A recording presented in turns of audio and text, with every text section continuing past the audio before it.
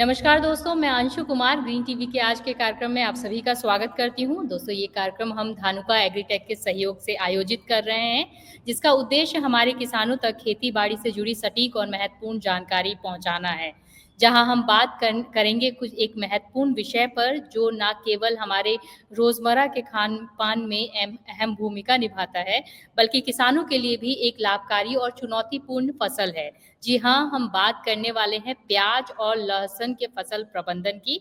इन दोनों फसलों की महत्ता सिर्फ हमारी रसोई तक ही सीमित नहीं है, बल्कि कृषि क्षेत्र में भी इनका बड़ा योगदान है। इस कार्यक्रम में हम आपको बताएँगे कि किस तरह से प्याज और लहसुन की फसलों की सही तकनीकों से खेती की जा सकती है, ताकि उत्पादन बढ़ सके, लागत घट सके और बाज़ार में अच्छी कीमत भी मिल सके। आज के इस खास एपिसोड में हमारे साथ होंगे विशेषज्ञ, जो आपको इन फसलों की खेती से जुड़ी चुनौतियों और समाधान के बारे में गहराई से जानकारी देंगे। साथ ही हम जानेंगे कुछ नई कृषि विधियों और उन्नत तकनीक के बारे में, जो इन फसलों के उपज को बेहतर बना सकती है। तो बने रहिए हमारे साथ इस दिलचस्प और ज्ञानवर्धक यात्रा में और जानिए प्याज और लहसुन की फसल प्रबंधन के सभी पहलुओं के बारे में। चलिए बिना वक्त गवाए शुरू करते हैं आज का हमारा ये खास कार्यक्रम। और आज का हमारा ये कार्यक्रम आप देख रहे हैं ग्रीन टीवी के यूट्यूब चैनल, फेसबुक पेज, साथ ही में धानुका एग्रीटेक के यूट्यूब चैनल और फेसबुक पेज पर। तो आपके पास कोई भी सवाल है, कुछ अगर आप पूछना चाहते हैं, तो लाइव के ज़रिए कमेंट कर सकते हैं। और लाइव खत्म होने के बाद हमारा ये कार्यक्रम देख रहे हैं, तो ग्रीन टीवी के व्हाट्सएप नंबर पर आप अपना सवाल हमें भेज सकते हैं, जो है 9953218363, या धानुका एग्रीटेक के टोल फ्री नंबर पे आप अपना सवाल पूछ सकते हैं, जो है 1800-102-10-22। तो आइए आज के कार्यक्रम में हम जो हमारे एक्सपर्ट हैं उनका स्वागत करते हैं। तो हमारे साथ हैं, सबसे पहले है डॉक्टर निश्चित गुप्ता सर, जो कि वैज्ञानिक हॉर्टिकल्चर है, कृषि विज्ञान केंद्र मंदसौर मध्य प्रदेश से। सर, आपका स्वागत है हमारे कार्यक्रम में। हमारे बीच हैं आर के Dhuria sir, development manager Dhanuka agritech limited से। सर, आपका भी स्वागत है इस कार्यक्रम में। हमारे साथ हैं mister Subodh Kumar Gupta sir, DGM marketing crop business manager Dhanuka agritech limited से। हमारे बीच हैं Amit Mishra sir, chief portfolio manager herbicides Dhanuka agritech limited से। और हमारे बीच है महेश शर्मा जी, विषय विशेषज्ञ मध्य प्रदेश धानुका एग्रीटेक लिमिटेड से। तो आप सभी का स्वागत करती हूँ हमारे आज के इस कार्यक्रम में। और मैं हमारे दर्शकों का स्वागत करूंगी हमारे आज के इस कार्यक्रम में। कोई सवाल है तो कमेंट में अपनी संकोच पूछ सकते हैं। तो हम कार्यक्रम की शुरुआत करते हैं। और सबसे पहले मैं सुबोध सर आपसे पूछना चाहूंगी कि धानुका एग्रीटेक का एक कैंपेन है, इंडिया का प्रणाम हर किसान के नाम, जिसके बारे में आप हमारे दर्शकों को थोड़ी बहुत जानकारी दीजिए प्लीज। अंशु मैम, धन्यवाद। सभी को मेरा प्रणाम। इंडिया का प्रणाम हर किसान के नाम धानुका एग्रीटेक का एक विशेष कैंपेन है, जो देश के किसानों को सम्मानित करने और उनकी मेहनत को सराहने के लिए समर्पित है। यह अभियान न केवल कृषि में उनकी भूमिका को पहचान देता है, बल्कि आधुनिक तकनीकों और उन्नत कृषि उत्पादों के माध्यम से उनकी प्रगति का समर्थन भी करता है। इस कैंपेन का मुख्य उद्देश्य जो है वो किसानों का सम्मान करना है, साथ ही साथ उनको तकनीकी जागरूकता भी देना है, एक कम्युनिटी का निर्माण करना है, समुदाय का निर्माण करना है, जो हमारे कृषि से संबंधित उज्जवल भविष्य जो है हमारे किसानों का हो सके। और धानुका का संकल्प भी है ट्रांसफॉर्मिंग इंडिया थ्रू एग्रीकल्चर, और देश का अन्नदाता हमेशा खुशहाल और समर्थ बना रहे, यही हमारा उद्देश्य है। इसके अंतर्गत बहुत सारी गतिविधियां जो हैं हम करते हैं, जैसे प्रशिक्षण कार्यक्रम है, किसान चौपाल है, पुरस्कार समारोह है, और काफी सारे सामाजिक सोशल जो मीडिया अभियान है उनके द्वारा भी। और धानुका का संदेश यही है कि हमारा हर किसान के सपने जो हैं वो साकार करने में धानुका उनके साथ हमेशा से खड़ा है। आप खेती करें, हम आपकी हर जरूरत का ध्यान रखेंगे। इस कैंपेन को हर खेत खुशहाल, हर किसान खुशहाल की दिशा में एक कदम के रूप में भी देखा जा सकता है।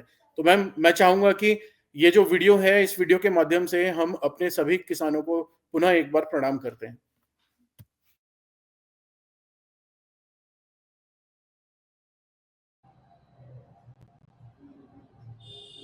मेरा मुन्ना, पता है, जब 9 महीने का था, सिर्फ अपनी माई और बाबा को जानता था।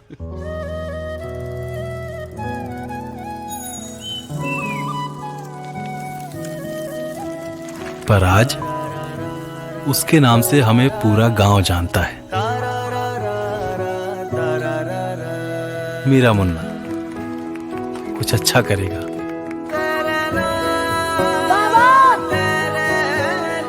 बाबा बस, बाबा बस। पर जानता हूं वो जो भी बनेगा वो सपना सिर्फ उसका ही होगा, और मेरा सपना मेरा मुन्ना। मेरा एक ड्रीम है कि मैं सबके ड्रीम को पूरा कर सकूं, वो बन सकूं जो अपने से पहले सबके लिए सोचता है, जो अपने हार्डवर्क से हर दिन हमारा पेट भरता है, मिट्टी की रक्षा से लेकर पूरे विश्व को खाने की सुरक्षा देता है। वो देश का अभिमान है, देश की शान है, और मैं वही शान बनना चाहता हूँ। हाँ, मैं किसान बनना चाहता हूँ।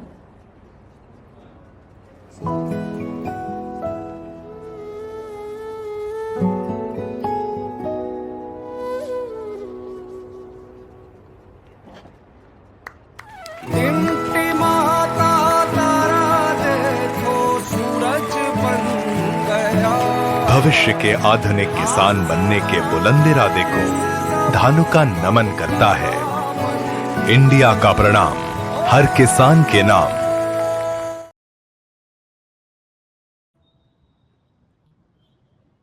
जी सर, तो इंडिया का प्रणाम हर किसान के नाम धानुका का एक कैंपेन है जिसके थ्रू ये देश के किसानों को प्रणाम करते हैं। तो हम हमारे आज के चर्चा की शुरुआत करते हैं, और डॉक्टर निशित गुप्ता सर, मैं आपके पास आना चाहूँगी, और जो हमारा पहला सवाल होगा आपसे कि हमारा जो सब्जेक्ट है प्याज और लहसुन फसल प्रबंधन, खेत की तैयारी कैसे करें और किन किन बातों का ध्यान रखना है, इसके बारे में आप हमारे दर्शकों को बताइए प्लीज़। बहुत बहुत धन्यवाद मैडम। सभी हमारे इस कार्यक्रम में जुड़े हुए धानुका एग्रोटेक के सभी हमारे आदरणीय अधिकारी महोदय और सभी हमारे किसान भाइयों, सभी को मेरा बहुत बहुत।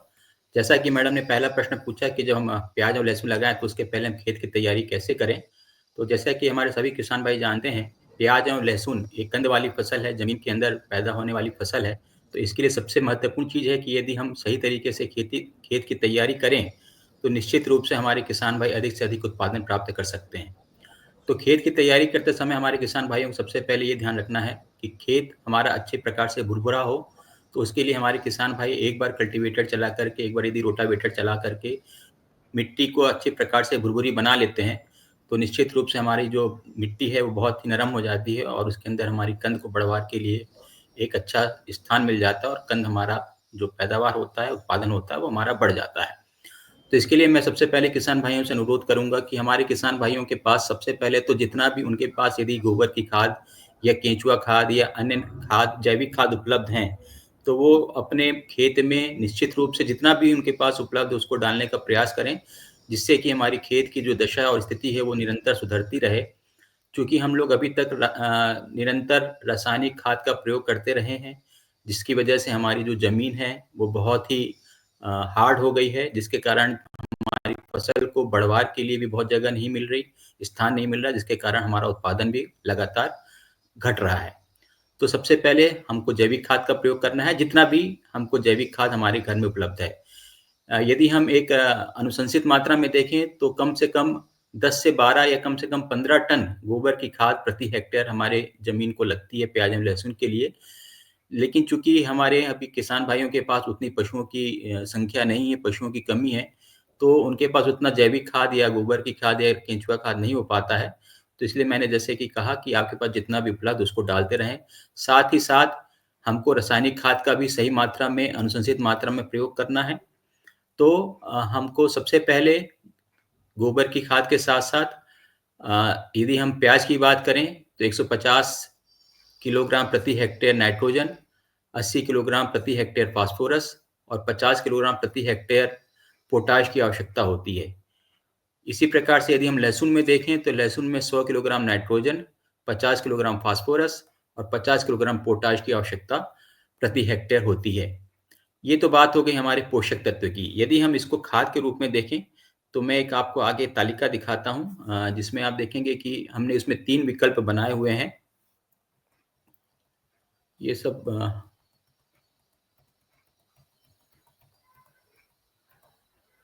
ये देखें आप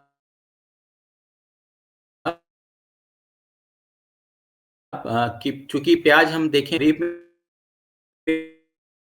यदि जो खरीफ प्याज होती है उसमें कुल मिलाकर के पौधों को 100 किलोग्राम नाइट्रोजन की आवश्यकता होती है।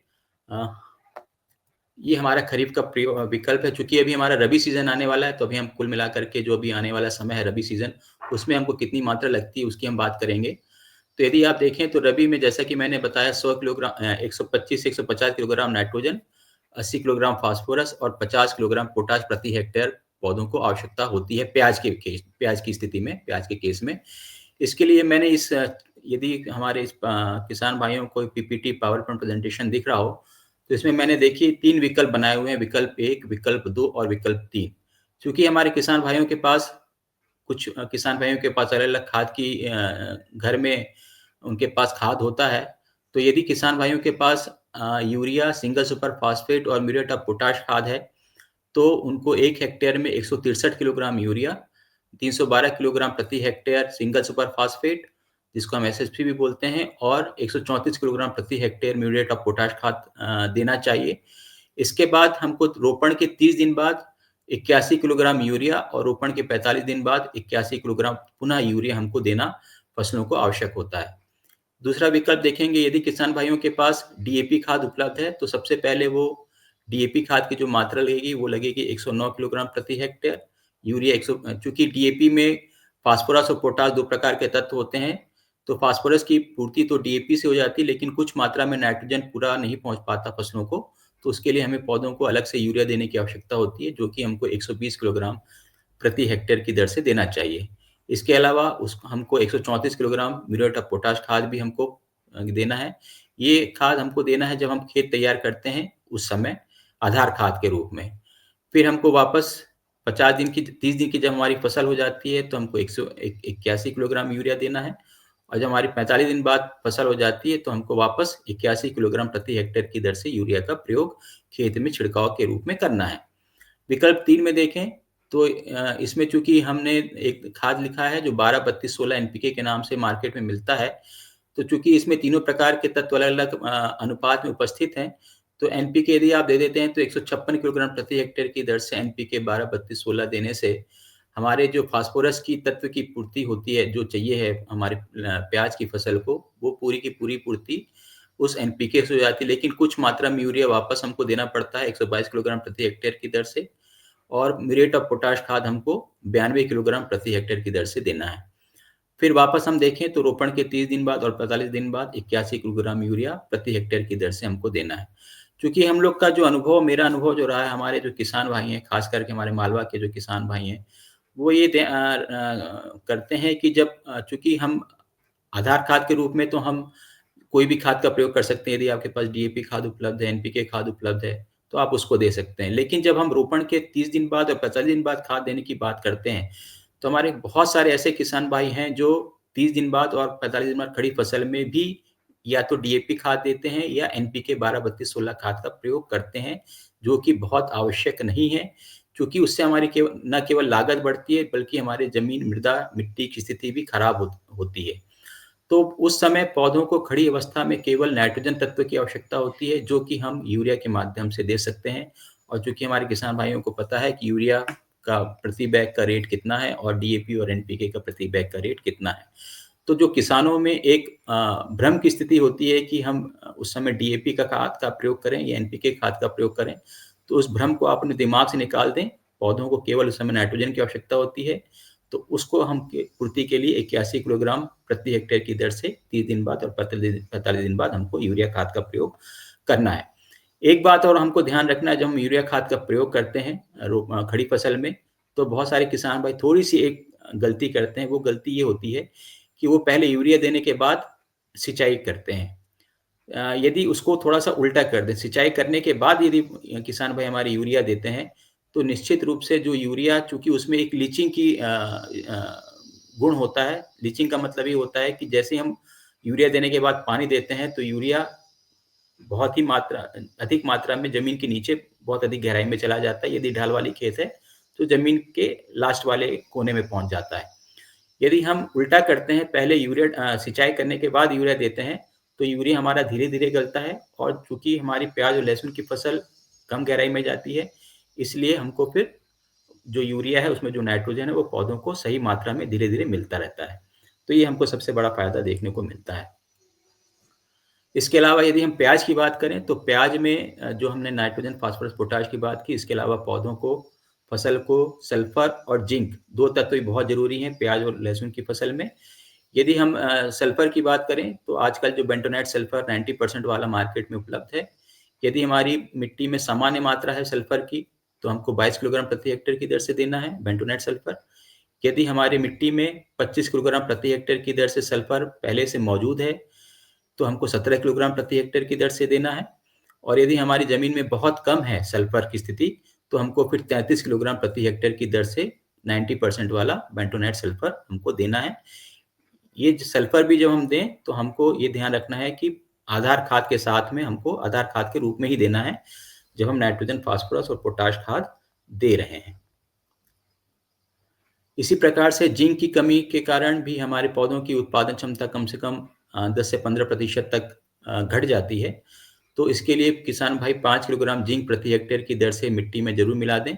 आजकल यदि जिंक देने के लिए जिंक सल्फेट खाद मार्केट में उपलब्ध है।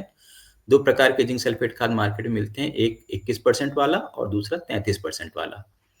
तो 21% वाला जिंक सल्फेट यदि आप प्रयोग करते हैं, तो आपको आधार खाद के साथ में 25 किलोग्राम प्रति हेक्टेयर की दर से देना है। यदि आप 33% वाले जिंक सल्फेट का प्रयोग करते हैं, तो आपको 15 किलोग्राम प्रति हेक्टेयर की दर से जिंक सल्फेट खाद का प्रयोग आधार खाद के रूप में करना है। कभी कभी ये भी होता है कि हम जिंक सल्फेट खाद पौधों को नहीं डाल पाते आधार खाद के रूप में, और उसके लक्षण हमको खड़ी फसल में दिखाई देते हैं। जैसा कि आपको इस चित्र में दिखाई दे रहा होगा कि पत्तियां जो हैं प्याज की और लहसुन की, उसमें लंबी लंबी धारियां हमको दिखाई देती हैं, और ऊपर से प्याज की जो शीरा होता है, जो नोक होती है, वो भी हमको सूखती हुई दिखाई देती है। तो यदि हमने जिंक सल्फेट खाद आधार खाद के रूप में प्रयोग नहीं किया है, तो इस प्रकार के यदि हमको लक्षण दिखाई दे रहे हैं खड़ी फसल में, तो मार्केट में चिलेटेड जिंक भी उपलब्ध है, जिसका हमको 0.5% की दर से रोपण यानी चौपाई के 45 दिन बाद और 50 दिन बाद पर्णीय छिड़काव के रूप में फसलों को देना चाहिए, जिससे कि इस प्रकार के लक्षण हमको देखने से बाद में कमी आ जाएगी। तो ये तो हमारा था कि जब हम प्याज में बात करते हैं किस प्रकार से हमको खाद देना है। यदि हम लहसुन में बात करें, तो लहसुन में आप देखेंगे कि 100 किलोग्राम नाइट्रोजन, 50 किलोग्राम फास्फोरस और 50 किलोग्राम पोटाश प्रति हेक्टेयर लगता है। इसमें भी हमने 3 प्रकार के विकल्प बनाए हुए हैं, विकल्प 1, विकल्प 2, विकल्प 3। तो इसमें आप देखें विकल्प 1 में urea 108 kilogram, single super phosphate 312 kilogram, muriate of potash करीब करीब 84 किलोग्राम प्रति हेक्टेयर है। विकल्प 2 में देखें यूरिया 66 किलोग्राम, डीएपी यदि खाद है तो 109 किलोग्राम, और एमओपी म्यूरेट ऑफ पोटाश खाद है तो 83.50 यानी 84 किलोग्राम प्रति हेक्टेयर की दर से हमको आधार खाद के रूप में देना है। विकल्प 3 में देखें यदि हमारे पास एनपीके खाद है तो 156 किलोग्राम, यूरिया 68 किलोग्राम और म्यूरेट ऑफ पोटाश 42 किलोग्राम प्रति हेक्टेयर की दर से हमको देना है। चूंकि हम इस लहसुन की फसल में भी जब हमारी फसल खड़ी होती है तब भी हम खाद का प्रयोग करते हैं। तो पहला देना है हमको जब हमारी बुआई हो जाती है उसके 30 दिन बाद यूरिया करीब 55 किलोग्राम प्रति हेक्टेयर की दर से तीनों विकल्प में, और 45 दिन बाद 55 किलोग्राम प्रति हेक्टेयर की दर से हमको यूरिया प्रति हेक्टेयर की दर से हमको देना है। इसमें भी हमको वही चीज ध्यान रखनी जो हमने अभी प्याज में बात की थी। हमको डीएपी एनपीके खाद का प्रयोग नहीं करना है, केवल यूरिया खाद देने से ही पौधों में अच्छी प्रकार से वृद्धि और कंद की बढ़वार होने लगती है। इसी प्रकार से सूक्ष्म पोषक तत्व की बात करें, जिसमें हमारा द्वितीय पोषक तत्व सल्फर है, जो कि लहसुन में 40 किलोग्राम प्रति हेक्टेयर लगता है, जो कि प्याज में 30 किलोग्राम लगता था। सल्फर वो लहसुन में 40 किलोग्राम प्रति हेक्टेयर लगता है। तो इसको हमको यदि हम बेंटोनाइट सल्फर खाद से देते हैं तो 45 किलोग्राम हमको बोने से पहले देना है। यदि हम जिंक सल्फेट खाद देते हैं तो वही 25 किलोग्राम 21% वाला और 15 किलोग्राम 33% वाला जिंक सल्फेट खाद प्रति हेक्टेयर की दर से हमको बोने से पहले मिट्टी में देना है। तो ये तो हमारी बात हो गई खाद की। इसके अलावा कुछ खाद कभी कभी ऐसा भी देखा गया है कि हमारी मिट्टी में बोरान तत्व की कमी होती है।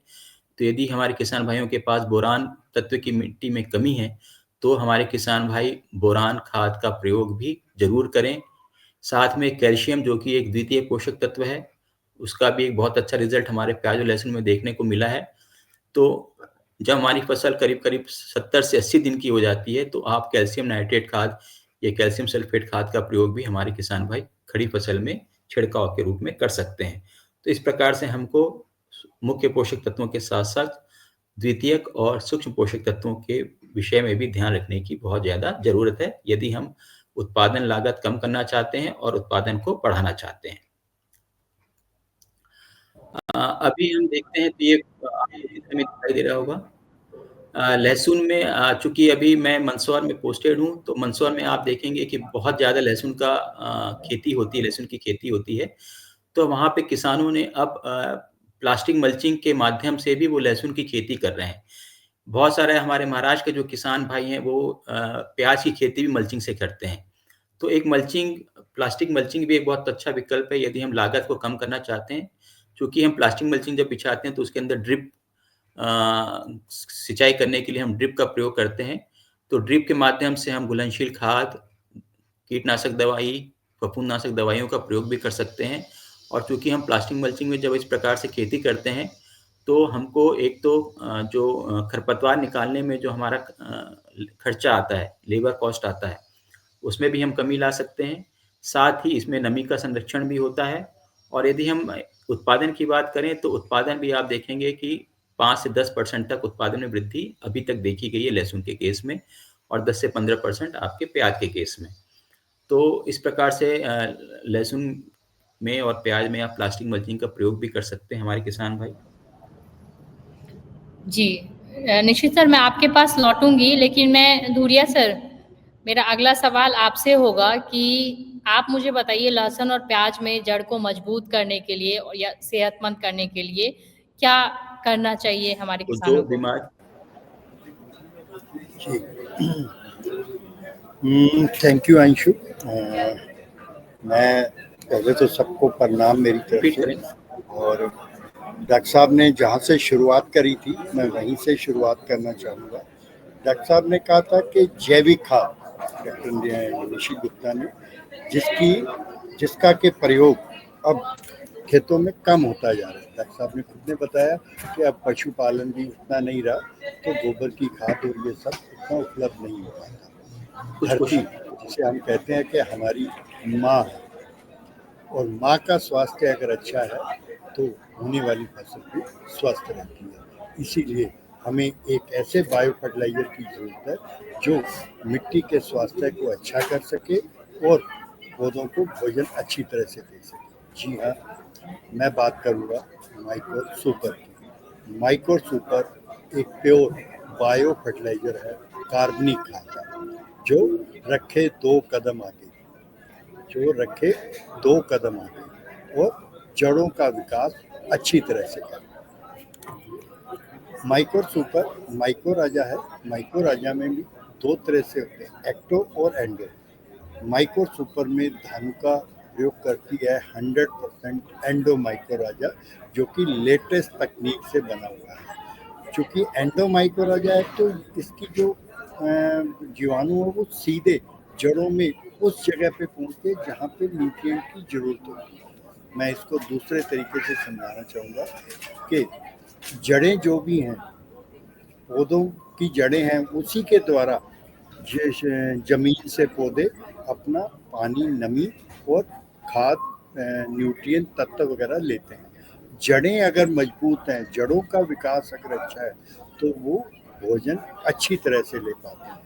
तो जैसे ही माइक्रो सुपर का प्रयोग हम लोग करते हैं, चूँकि इसके अंदर लाभकारी फंगस है और ये ज़मीन में जाने के बाद जो प्याज और लहसुन की जड़ों के साथ सिम्बायोटिक रिलेशन बनाती है, संबंध बनाती है।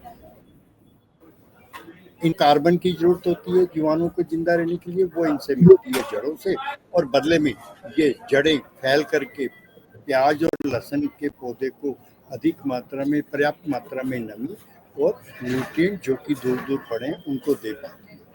क्योंकि फर्टिलाइजर का एप्लीकेशन सभी किसान भाई छिड़कवा विधि से करते हैं। मैं कहता हूँ जड़ अगर यहाँ है और खाद अगर यहाँ डल जाए तो वो नहीं ले पाता, खाद की वेस्टेज होती है। लेकिन माइक्रो सुपर 8 से 10 गुना जड़ों का विकास कर देता है, जिसकी वजह से फर्टिलाइजर की वेस्टेज खत्म हो जाती है, पर्याप्त भोजन मिलता है, पौधे की ग्रोथ अच्छी होती है और फाइनली उपज अधिक आती है। नेक्स्ट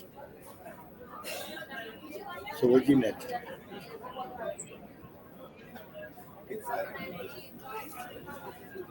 तो माइक्रो सुपर का प्रयोग आप लोग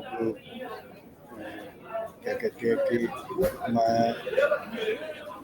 ये जैसा कि मैं पहले बता चुका हूँ कि ये 100% माइक्रो राजा है और ये FFT टेक्नोलॉजी से बना हुआ है। FFT टेक्नोलॉजी एक ऐसी तरह की टेक्नोलॉजी धान का प्रयोग करती है जिससे माइक्रो राजा यानी जो माइक्रोब्स हैं, जो जीवाणु हैं, वो सुरक्षित रहते हैं और खेत में जाकर के अच्छी तरह से काम करते हैं। और फिर हम माइक्रो सुपर धान का बनाती है इसको फर्टिलाइजर कंट्रोल ऑर्डर के साथ। फर्टिलाइजर कंट्रोल ऑर्डर ये कहता है जब भी आप बायो बनाओ तो वो प्योर बायो होना चाहिए और micro super pure bio product है।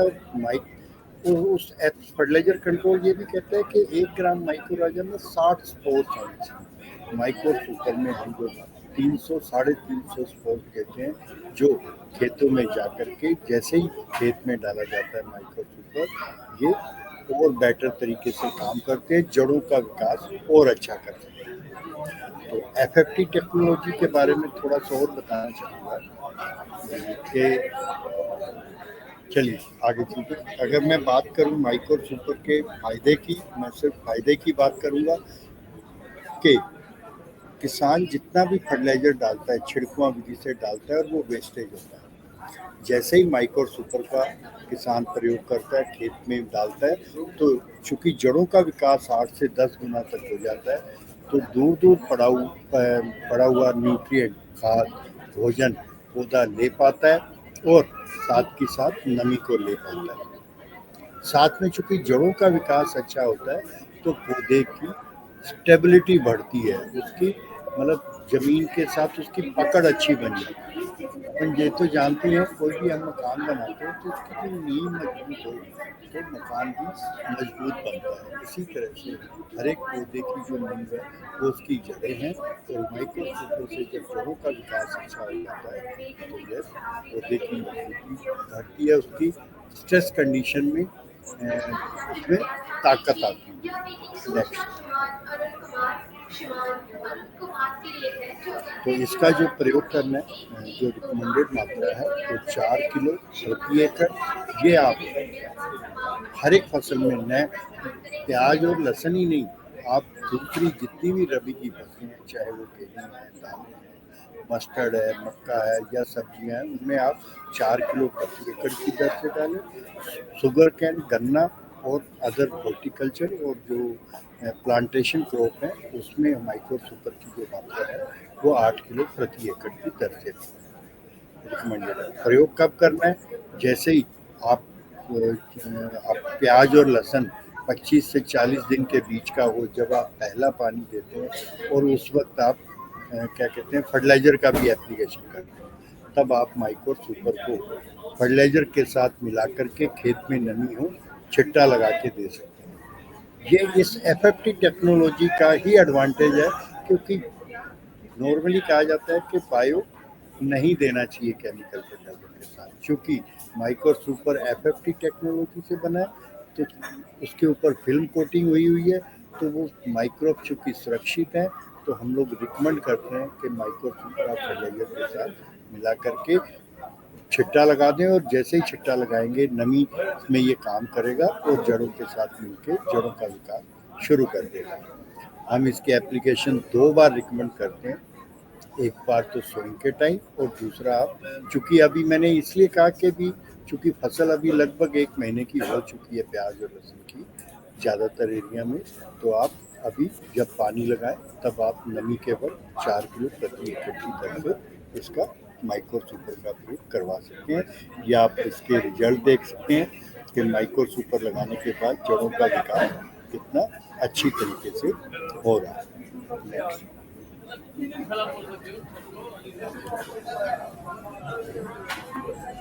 Next please. तो ये आप देखिए कुछ और रिजल्ट थे। दिस इज ऑल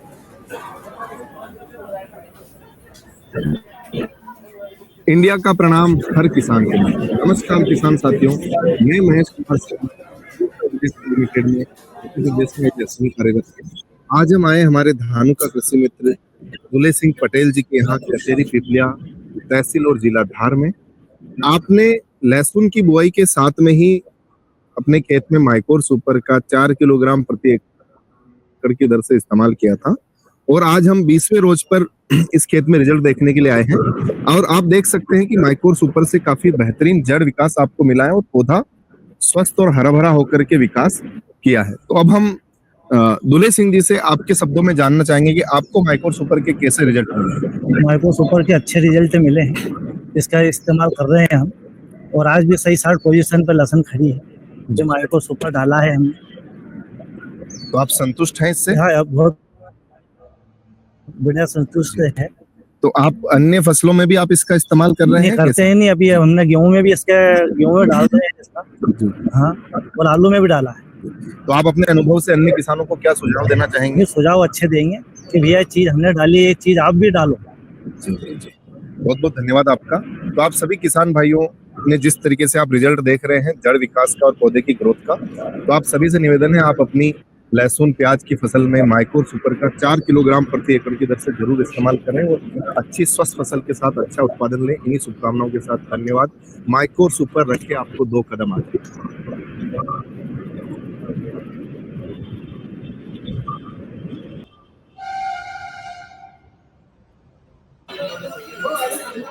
जी, तो धन्यवाद हुरिया सर। तो निश्चित सर मैं आपके पास फिर से लौटना चाहूँगी और मेरा जो सवाल होगा कि वीड्स खरपतवार नियंत्रण के बारे में आप जो है वो हमारे दर्शकों को जानकारी दें लहसुन और प्याज में।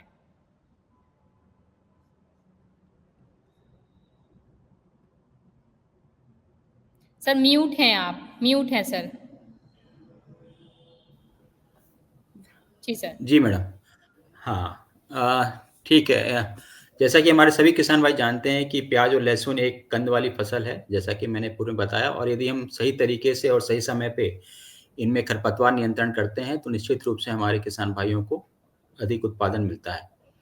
तो सबसे पहले हमारे किसान भाई एक चीज़ ध्यान रखें कि जब हम खेत में चुपाई करते हैं, प्याज की और लहसुन की बुआई करते हैं, तो उसके पहले यदि आप खेत को अच्छी प्रकार से रोटावेटर चला लेते हैं तो निश्चित रूप से जो हमारे पूर्व की फसल के जो खरपतवार हैं वो खत्म हो जाते हैं। इसके बाद जैसे ही हम बोनी करते हैं तो बोनी करने के बाद में हमारे किसान भाई 48 घंटे के अंदर या 72 घंटे के अंदर अंदर जो पेंडिमेथिलिन खरपतवार नाशक दवा आती है उसका आप 1.5 से 2 लीटर प्रति हेक्टेयर की दर से छिड़काव कर दें, जिससे कि हमारा जो पौधा है उगने से पहले उसमें खरपतवार नियंत्रण हो जाए।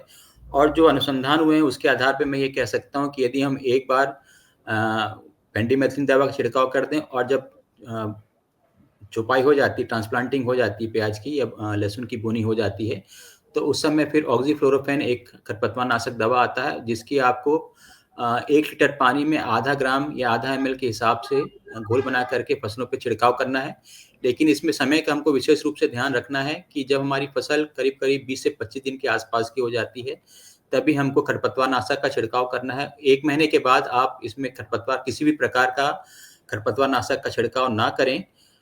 उसके बाद फिर हम लोग यही सलाह देते हैं कि जैसे हमारी फसल 1 महीने के बाद या उसकी ज़्यादा अवस्था में हो जाती है तो 1 से 2 बार आप निंदाई गुड़ाई करते रहें, जिससे कि पौधों को हवा भी मिलती है, जड़ों को हवा भी मिलती है, जिससे कि कंद की बढ़वार भी अच्छी होती है। तो हम 3 प्रकार से हम लोग नियंत्रण कर सकते हैं खरपतवार का। एक तो हमको दवा डालनी है उगने से पहले, दूसरा हमको 20 से 25 दिन की अवस्था में ऑक्सीफ्लोरोफेन दवा डालनी है और 1 बार या 2 बार हमको निंदाई गुड़ाई अपनी फसल में करना है। जी सर। तो अमित सर, मैं नेक्स्ट आपसे पूछना चाहूँगी सवाल कि धानुका के पास कोई सॉल्यूशन जो कि प्याज और लहसुन में खरपतवार नियंत्रण समस्या है उसका हल कर सके? जी बिल्कुल, धन्यवाद अंशु जी। सबसे पहले नमस्कार किसान भाइयों। मैं अमित मिश्रा हूँ, धानुका एग्रीटेक लिमिटेड में हर्बिसाइड देखता हूँ और हमारे पास बेहतरीन उत्पाद है, चाहे वो जैसे अभी बात किया माइकोर सुपर की, उसी प्रकार से खरपतवार प्रबंधन एक महत्वपूर्ण विषय होता है जब हम प्याज की फसल में हम बात करते हैं तो, और इसके लिए धानुका एग्रीटेक लिमिटेड काफी समय से काम कर रही है, किसानों को एक अच्छा उत्पाद वो दे रहे हैं जिसका नाम वनकिल है, जैसा अभी आपके डिस्प्ले पे आ रहा था।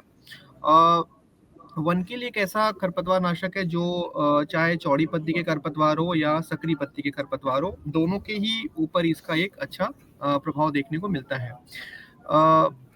एक मैं अपनी स्लाइड शेयर कर सकता हूँ? Yes sir. राइट,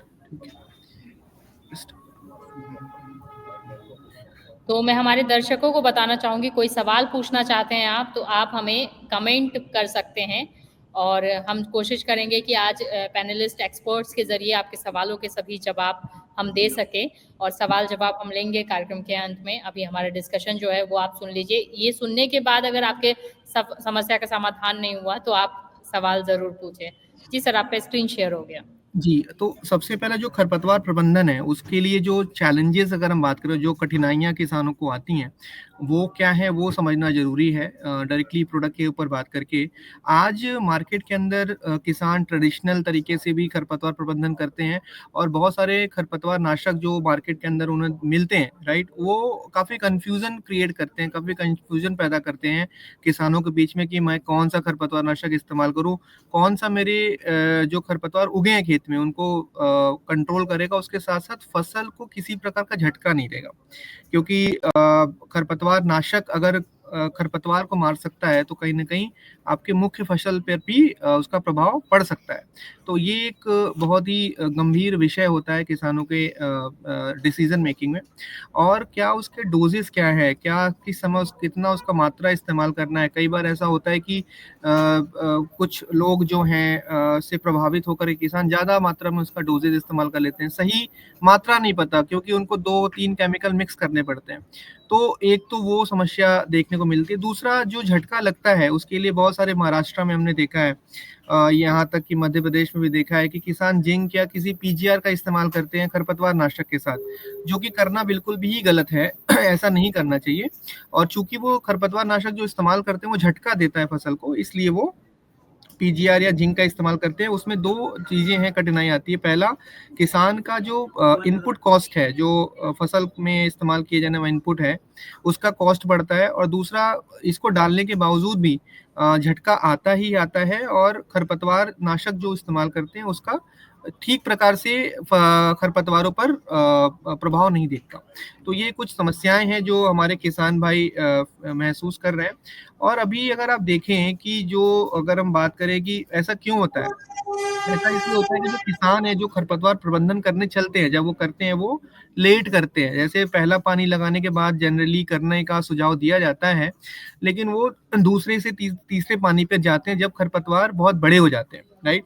तो उस वक्त अगर आप किसी भी खरपतवार नाशक का इस्तेमाल करेंगे तो वो आपको कंट्रोल नहीं दे पाएगा जिस प्रकार से हम चाहते हैं। तो इसी समस्याओं को देखते हुए धानुका एग्रीटेक लिमिटेड ने एक वनकिल जो खरपतवार नाशक है, पिछले 3-4 सालों से हम किसानों के बीच हमने इसको उपलब्ध कराया और उनको काफ़ी ज़्यादा फायदा भी इससे मिला।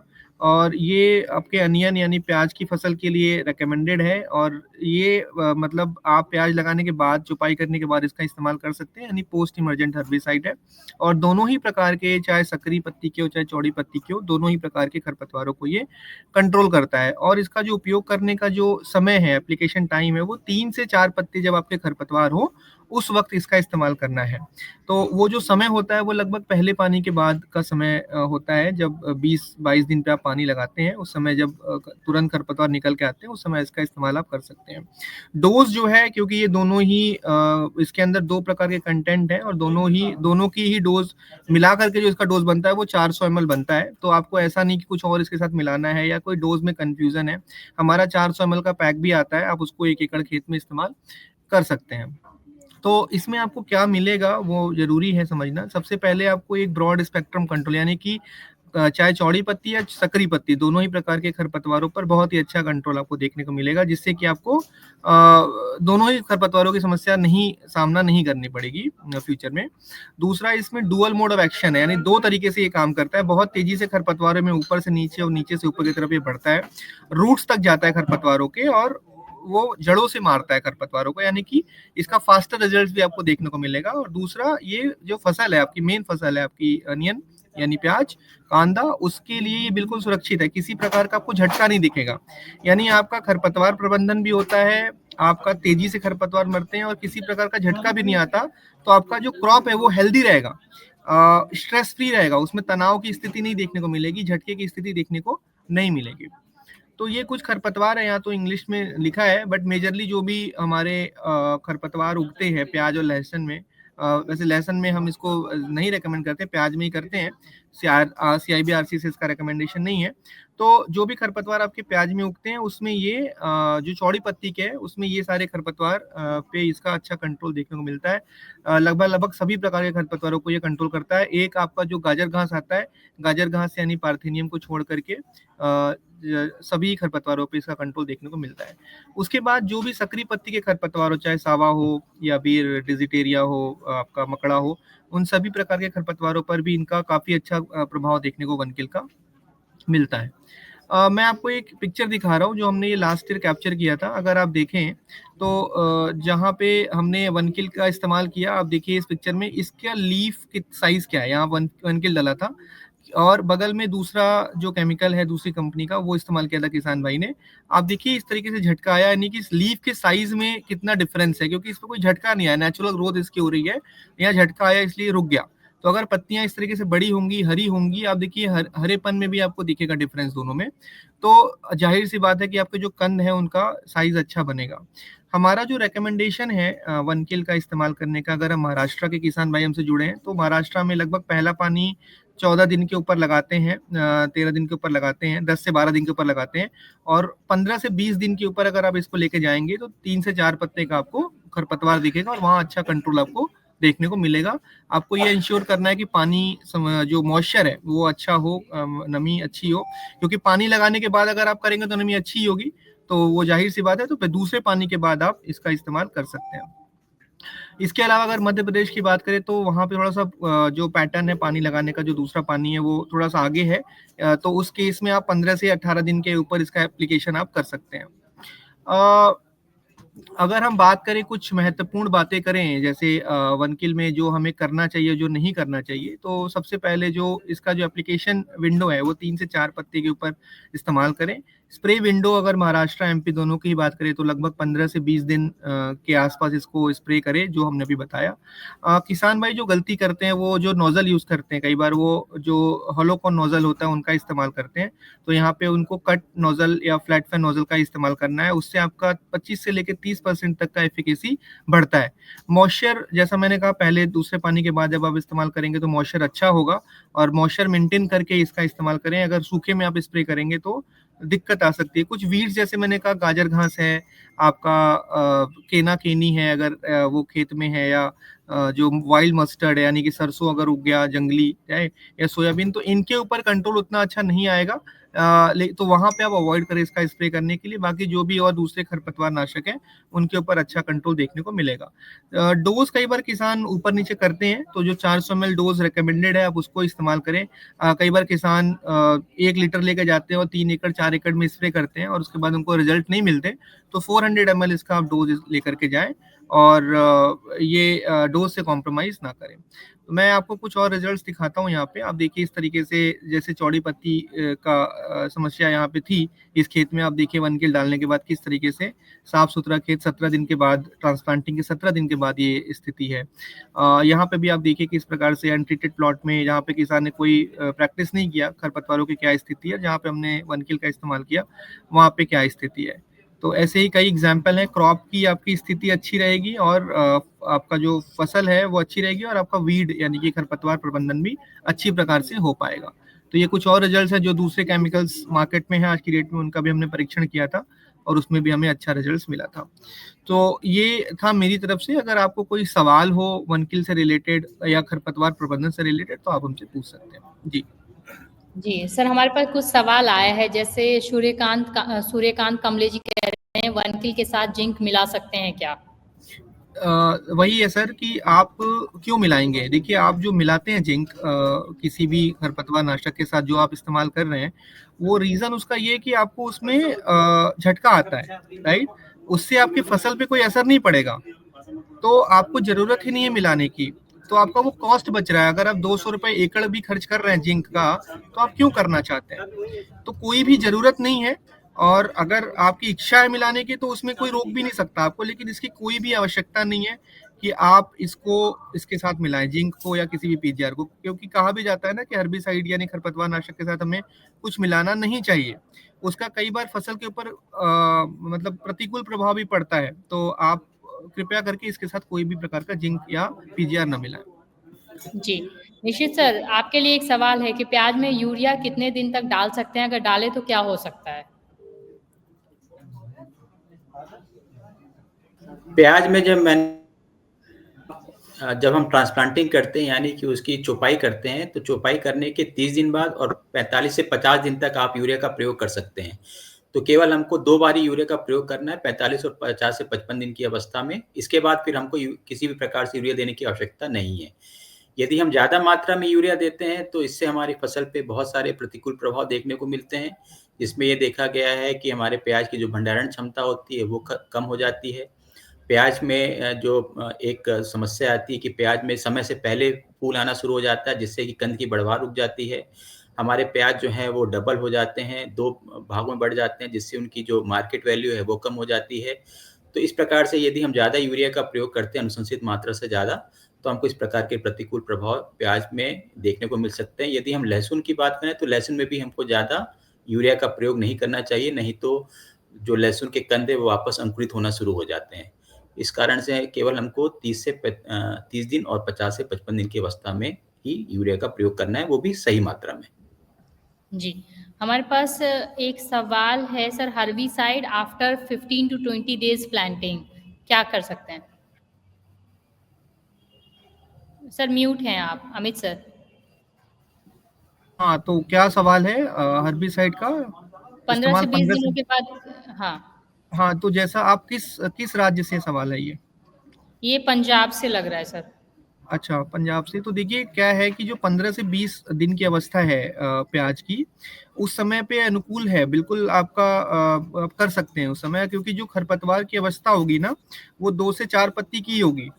तो आप बिल्कुल वही सही समय, अगर आपने उसमें थोड़ा सा भी डिले किया, आपने 25 दिन के बाद आप गए, तो डेफिनेटली आपको वहाँ पे कंट्रोल वो नहीं मिलेगा। तो जितना अर्ली जाएंगे उतना अच्छा होगा। और इसीलिए वनकिल जो हमने बात किया वनकिल का जो फार्मर पे एक्सेप्टेशन है वो इसीलिए अच्छा है, क्योंकि क्या होता है कि जब आप अर्ली जाते हैं तो अर्ली जाने में क्या होता है, जो दूसरे खरपतवार नाशक है उनका प्रतिकूल प्रभाव पड़ता है, राइट।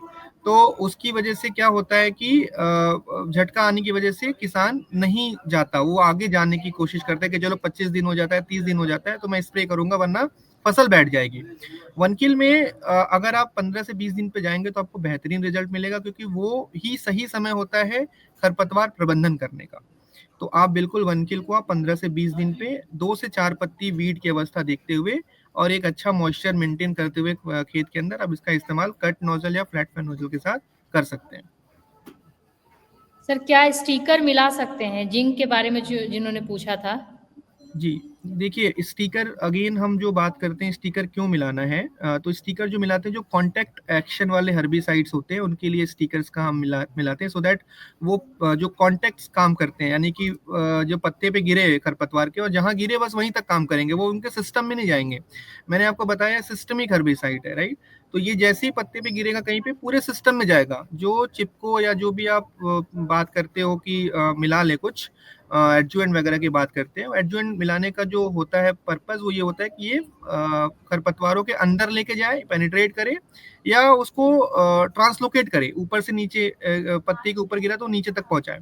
तो ऐसा कुछ भी जरूरत नहीं मिलाने का, क्योंकि ये खुद ही सिस्टमिक है, जैसे ही पत्ते पे गिरेगा ये रूट्स तक जाएगा, या अगर तन पे गिरा है तो तन के जरिए ये पत्तों और जड़ों तक जाएगा, तो आपका वहां भी खर्चा बचेगा, है ना। तो आपको इसके साथ कोई भी प्रकार का एडजुवेंट या किसी भी प्रकार का जो आपका सिलिकॉन बेस या किसी प्रकार का पेनिट्रेटर मिलाने की आवश्यकता नहीं है, वहां पे आप कॉस्ट अपनी सेव कर सकते हैं। एक सवाल अभी हम लेंगे, फिर हम डिस्कशन कंटिन्यू करेंगे। सर निश्चित सर, 2-3 किसानों के हमारे सवाल है कि पीलापन आ रहा है, लहसुन फसल में पीलापन आ रहा है या प्याज फसल में पीलापन आ रहा है?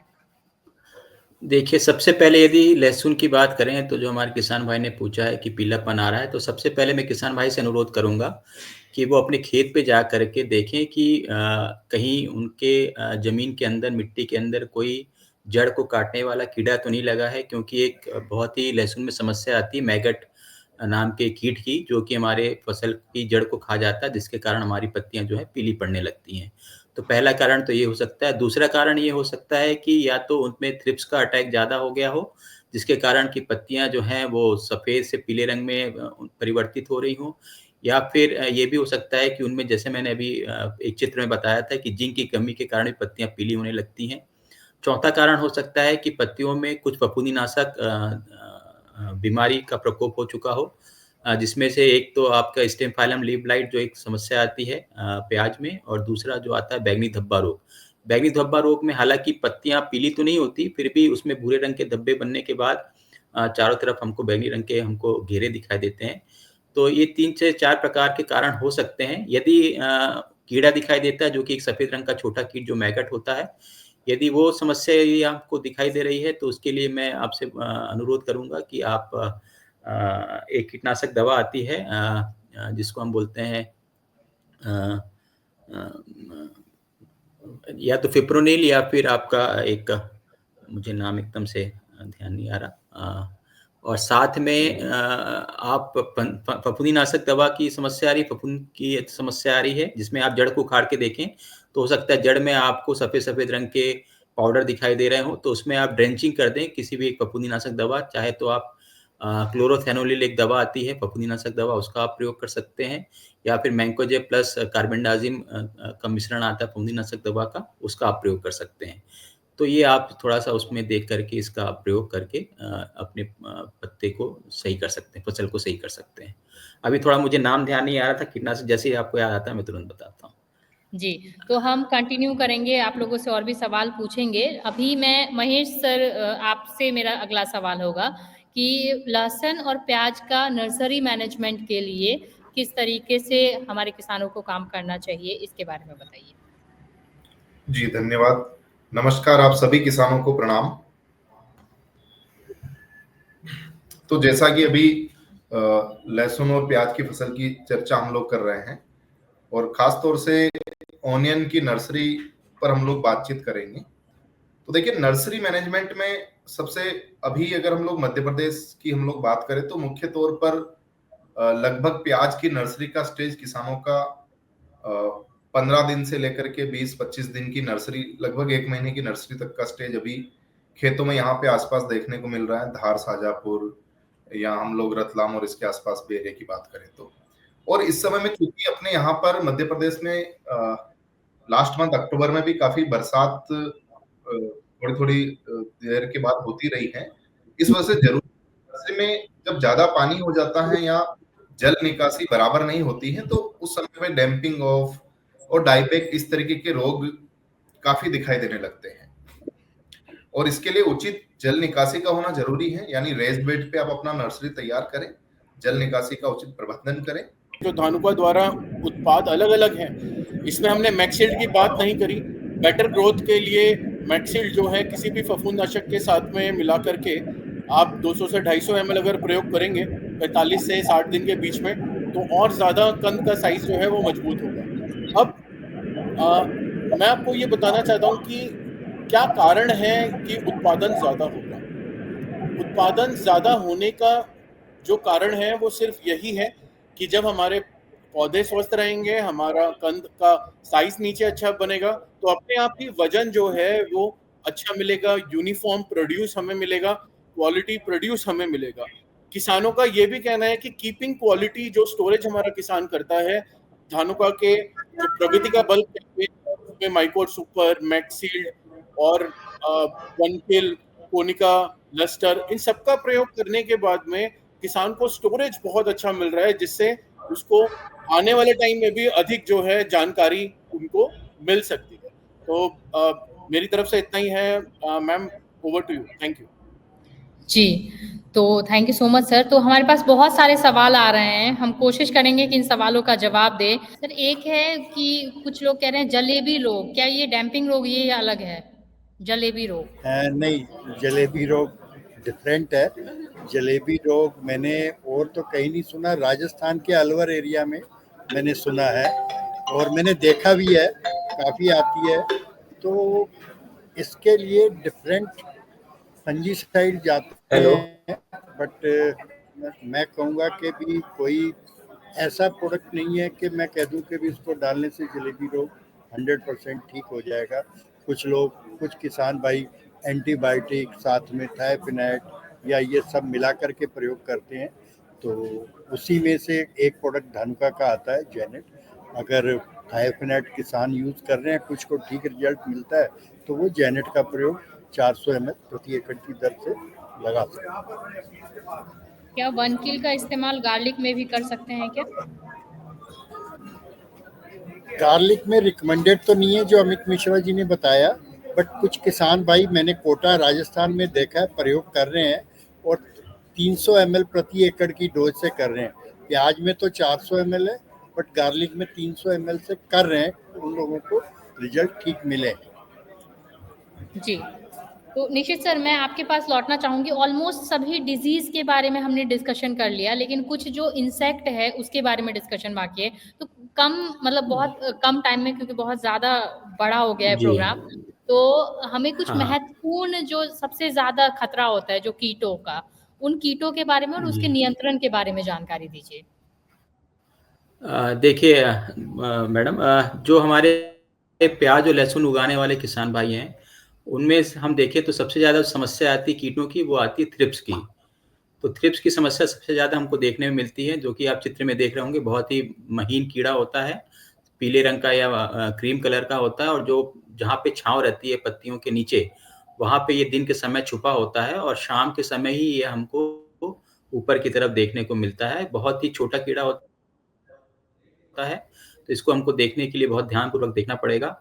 और ये कीड़ा इतना खतरनाक होता है कि ये कभी-कभी इतनी समस्या हमारी फसल में आ जाती है, प्याज़ और लहसुन में, कि हमको कुछ भी उत्पादन, बहुत ही उत्पादन घट जाता है। तो ये इस कीड़े से बचाव के लिए जो भी कुछ किसान भाई जलेबी रोग की समस्या की बात कर रहे थे, तो वो रोग नहीं होता, वो थ्रिप्स के कारण ही वो जलेबी वाली समस्या आती है। तो यदि थ्रिप्स का अटैक हमारी प्याज़ और लहसुन की फसल में होता है, तो आप देखेंगे कि ऊपर की जो पत्तियों का जो शीरा है, अपर वाला पोर्शन है, वो जलेबी की तरह बन के सूख करके लटक जाता है। और यदि हम दूसरे लक्षण देखें तो इस प्रकार से पत्तियों में हमको हरापन खत्म हुआ दिखाई देता है, क्योंकि ये रस चूसने वाले कीड़े होते हैं थ्रिप्स, और जहाँ-जहाँ से पत्तियों का रस चूसते हैं, वहाँ पे इस प्रकार के सफ़ेद रंग के धब्बे पत्तियों में बन जाते हैं। तो ये समस्या सबसे ज़्यादा आती है।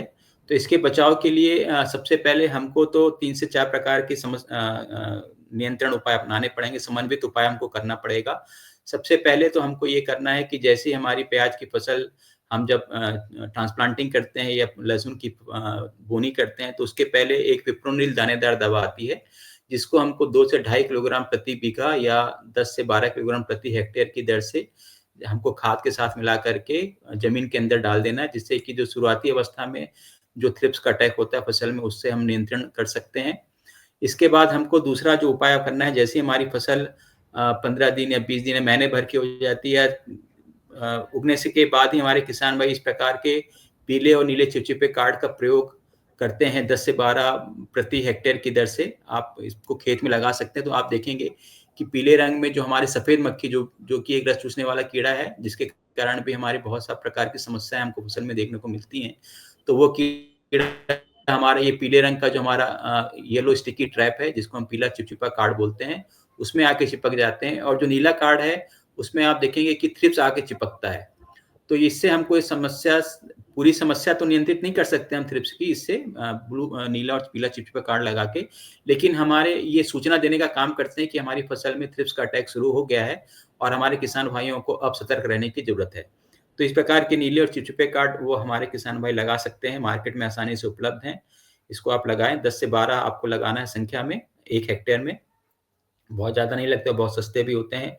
इसके बाद हमको फिर करना है कीटनाशक दवाओं पे हमको जाना है। इसमें आप देखेंगे कि अलग-अलग 3 से 4 प्रकार के कीटनाशक आप दवाओं का प्रयोग कर सकते हैं, जिसमें से एक दवा है फिप्रोनिल। दूसरी दवा है आपकी स्पैनोसेट, तीसरी दवा है जो सिंगल प्रोफेनोफास, एक दवा आती है कार्बोसल्फान, और एक बहुत ही अच्छा मॉलिक्यूल आजकल मार्केट में मिल रहा है वो इमिडाक्लोप्रिड प्लस फिप्रोनिल का जो कॉम्बिनेशन आता है, इसका रिजल्ट हमको देखने बहुत अच्छा मिला है। तो इसका छिड़काव हमारे किसान भाई कर सकते हैं।